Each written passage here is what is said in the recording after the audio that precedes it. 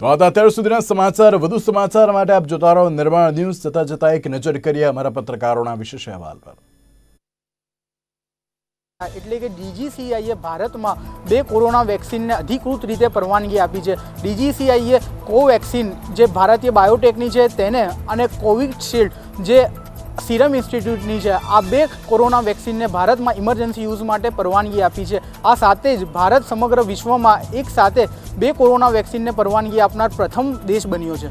Corona મહામારી વચ્ચે ઉત્તરાયણનો પર્વ આવી રહ્યો છે। રાજ્ય સરકારનું એક મહત્વનું નિવેદન સામે આવ્યું છે।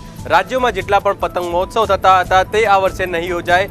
સાથે જ જે પરિવારજનો એક ધાબા પર પતંગ ચગાવતા હતા તે ચગાવી શકશે, પરંતુ જે લોકો એક સાથે ભેગા મળીને એટલે કે એક એપાર્ટમેન્ટમાં 50થી વધુ લોકો જ્યારે મળીને પતંગ ચગાવતા હતા તે પ્રકારનું આયોજન આ વર્ષે નહીં કરી શકાય। સુરેન્દ્રનગરના વેપારીના 2 પુત્રોનું અપહરણ કરનાર આરોપીઓની અમદાવાદ ક્રાઇમ બ્રાન્ચે ધરપકડ કરી છે।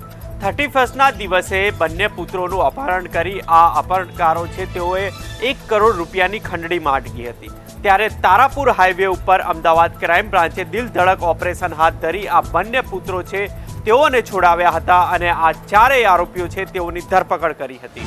રાજ્યમાં ફરી એકવાર શીતલહેર જોવા મળશે।